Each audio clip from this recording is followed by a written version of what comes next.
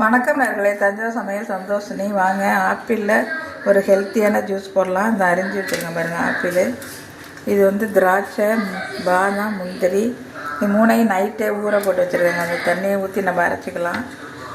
ஊற வச்சுருங்க. இதெல்லாம் சேர்த்து ஜீனி போட்டு அரைச்சி ஹெல்த்தியான ஜூஸ் குடிக்கலாங்க. வாங்க இப்போ அரைச்சிடலாம். அதில் போட்டு அரைச்சிடலாம் மிக்ஸி ஜாரில்.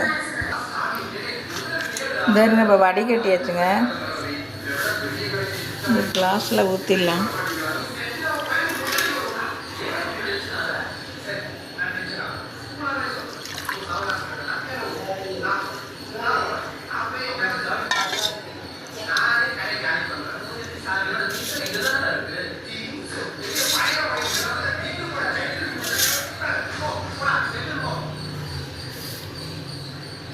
ஆப்பிள் ஜூஸ் ரெடி ஆயிடுச்சுங்க.